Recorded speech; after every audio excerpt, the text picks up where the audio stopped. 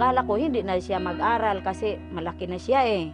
Lumapit siya sa akin at sabi niya nga, iano mo ko sa paaralan, ihatid mo ko at i-enroll mo ko kay mag-aral ako. Di sabi ko, baka Noy, kasi Nonoy ang ano niya palayaw, baka Noy, mapahiya ka tapos bigla ka lang huminto. Masayang lang ang pag-ano ko sa teacher. Sabi niya, ma, wala akong pakialam. Ang ano ko nga makapag-aral ako, makatuloy-tuloy.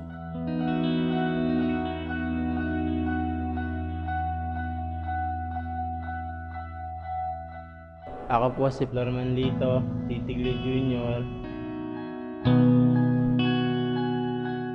Sa umaga nagtatrabaho ako, tapos sa hapon pumapasok. Tapos pagdating po ng eskwelahan, minsan nakakatulog, so sobrang pagod, pero tinitiis ko po para lang may matutunan at para lang din po makatulong sa magulang ko. Siguro grade 4 po ako noon. Nagtrabaho na rin po ako ng construction. Nag-aani po kami ng mais tsaka palay. Tapos pag uwi ng bahay, nagtitinda ng isda para makatulong din, makadagdag ipon, mga kailangan sa bahay, tuition fee po ng mga kapatid ko, tsaka gatas na rin po ng bunsong kapatid ko. Kausapin mo na lang, kay magbigay ako. O, sige ha, anuhin namin, asahan namin. Ha? Oo, pag uwi niyan, nandiyan pala nga sa pinto. O, dukot na sa bulsa. O, mao, hindi man sa papa niya ibigay sa akin. Magkano yan? Sabi ko, 1,000. Ako rin, o ang iba Noy, naipon mo? Siya wala ma kasi, siyempre hindi naman siya kumakain dito. Wala naman kasi minsan, wala naman kasing ulam. Bago. Yun.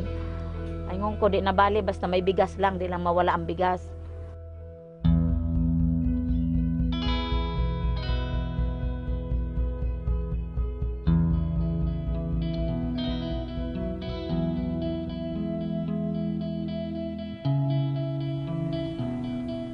Ako po si Jovelyn Raya, 20 years old po ako. Noong 10 years old pa lang ako, namatay na yung father ko.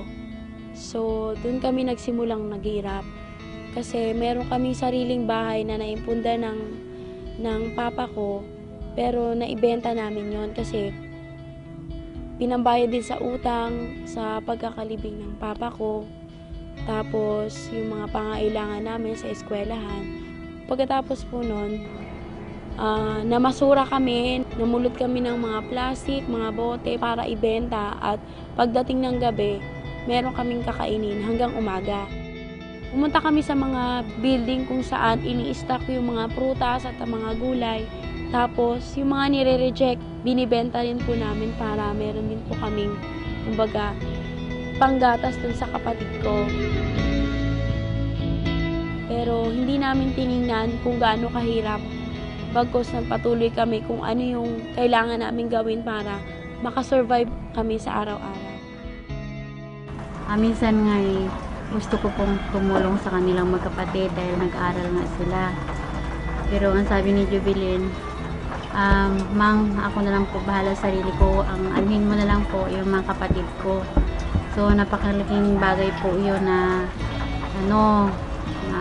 sinabi niya sa akin dahil talaga pong ganito lang po ang buhay po namin talaga. Sa hirap ng buhay,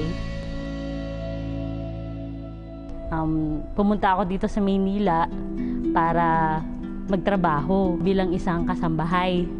Dahil doon, nakita ko yung employer ko, tinulungan niya ako, matupad ko yung pangarap ko sa pag-aaral. Si Carol, nung dumating siya dito, 16 siya, halos magkasing edad kami.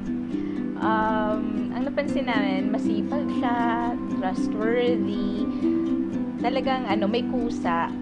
Tapos yun, so she stayed with us. When we heard about the adult night school, I think it was during one of the masses. Ayun, parang gusto nila, pero parang iniisip nila kung if it's too late. Tapos ang laging sinasabi ng parents ko sa kanila, it's never too late. Natutunan kong humawak ng computer, magbasa. Dahil nung bata ako, hindi ako masyado mahilig sa libro. Pero dito sa Adult Night High School, doon ko natutunan kung paano mag-aral at makihalubilo sa mga tao. Malaki po ang naitulong sa akin ng Sobel sa pag-aaral. Kasi po, nag-apply po ako rito ng trabaho. Nakapasok po ako bilang student assistant po dito sa Lasal. Yung mga hindi nila naituturo sa labas, naituro po nila sa akin sa pag-aaral. At saka kahit pa paano nga nag-aral siya, nagpasalamat talaga kami ng malaki kasi nag-aral o may sahod pa. Nakatulong din sa amin. Antes kami ang tutulong, sa kanya siya pa ang tumulong sa amin ngayon. Laking pasasalamat ko talaga kasi nandun na hopeless po ako noon. Tapos dating labandera, dating namumulot lang ng basura, tapos walang pag-asa, halos walang pag-asa. Wala po kami ibang pinagkukwentahan kundi, Mang, pagka ako'y matapos na pag-aral, gusto ko po ipagpatayo po kayo ng bahay, malaking bahay, yung magandang lugar. Binubuo ng Adult Night High School yung pagkataon namin. Dahil kahit may edad ako, nagkaroon pa rin ako ng pagkakataon para matapos ko ang pag-aaral ko. Kung papala rin po, tutuloy ko yung college. Yung pangarap ko naman po, maging isang pulis. Criminology po yung course na kukunin ko. Para po nakakatulong ako sa taong bayan. Kumbaga, isa rin to sa pundasyon para makapagtapos po talaga ng pag-aaral at maabot ko mga pangarap ko para sa pamilya ko at sa magiging future ko.